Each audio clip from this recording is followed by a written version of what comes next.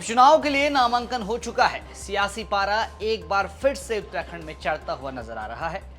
2 सीटों पर उपचुनाव होना है और इन दोनों सीटों पर कांग्रेस के लिए लड़ाई बड़ी है, क्योंकि विधानसभा चुनाव 2022 में कांग्रेस की हार हुई।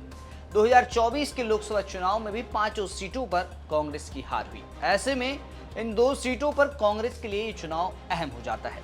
लेकिन भाजपा, जो कि इस वक्त राज्य से लेकर केंद्र तक सरकार बनाने में कामयाब हुई है, भाजपा के लिए ये मौका है कि वो इस बार खुद को फिर से साबित करे। लेकिन मंगलौर की जो सीट है, वहां भाजपा के लिए रास्ता बेहद मुश्किल है और कांग्रेस और बसपा के बीच वहां कड़ी लड़ाई देखी जाती है। लेकिन इस बार तस्वीरें अलग हैं। क्यों अलग हैं, इस रिपोर्ट में बताऊंगा। और कांग्रेस का मास्टर प्लान क्या है, किस प्लान के तहत वो 10 जुलाई को होने वाले उपचुनाव में उतरने वाली है।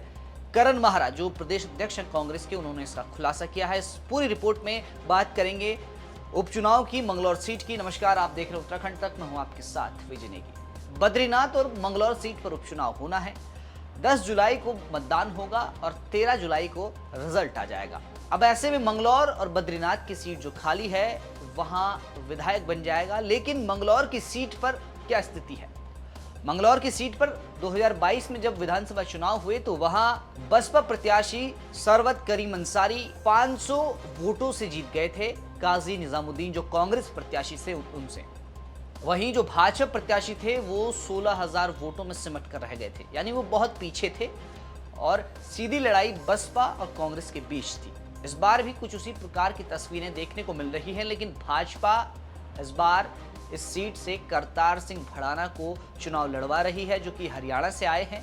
और ऐसे में कांग्रेस ने इस सीट को जीतने के लिए कई प्लान तैयार कर लिए हैं, जिनमें से एक प्लान ये है कि उन्होंने जो मंगलौर विधानसभा है उसे कई जोन में बांट दिया है और हरिद्वार विधानसभा के जो अन्य विधायक कांग्रेस के हैं उनकी ड्यूटी उन्होंने लगा दी है। आपको बता दें कि हरिद्वार जिले में 11 विधानसभाएं हैं, जिनमें से 5 सीटों पर कांग्रेस का विधायक है और यही वो एकमात्र जिला है जहां कांग्रेस की अच्छी खासी पकड़ है।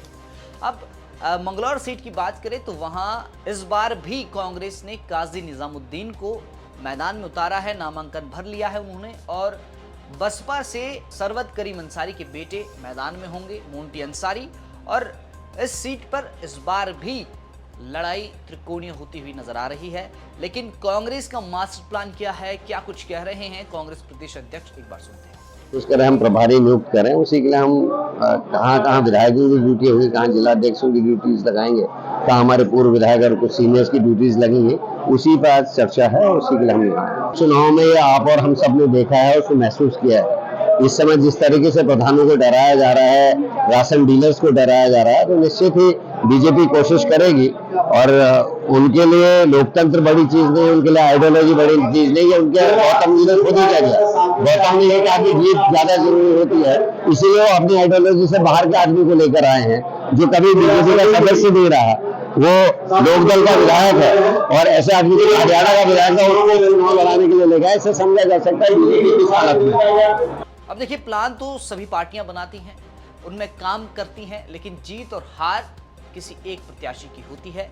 और 10 तारीख को जब चुनाव होगा, मतदान होगा, उससे पहले किस प्रकार प्रचार प्रसार हो रहा है, 10 तारीख को पता चल जाएगा कि कौन मंगलौर की सीट पर प्रचार प्रसार करने में कामयाब रहा, किस पर जनता ने भरोसा दिखाया। क्योंकि प्रचार प्रसार भाजपा से लेकर बसपा और कांग्रेस प्रत्याशी लगातार इस सीट पर करते आए हैं, लेकिन कांग्रेस का इस सीट पर खासा जोर है, क्योंकि पिछली बार यानी 2022 में जब चुनाव हुए थे तो महज 500 वोटों से वो उनके हाथों से ये सीट निकल गई थी। तो इस बार कांग्रेस का पूरा जोर है कि इस सीट पर वो काम करे। वहीं भाजपा ने भी अपने लिए प्रत्याशी, वो हालांकि हरियाणा से लेकर आए हैं, ऐसे में बसपा प्रत्याशी और कांग्रेस प्रत्याशी भाजपा पर निशाना साध रहे हैं, लेकिन लड़ाई कांटे की होने की पूरी उम्मीद है। और 13 तारीख को जब रिजल्ट आएगा तो पता चलेगा कि जनता ने किसके पक्ष में मतदान किया था। आपको क्या लगता है, मंगलौर सीट से किस प्रत्याशी की जीत होगी? कमेंट करके जरूर बताएं। ये तमाम जानकारी जुटाई थी रुड़की से हमारी सहयोगी चांदनी कुरैशी ने। फिलहाल के लिए इतना ही। आप देखते रहें उत्तराखंड।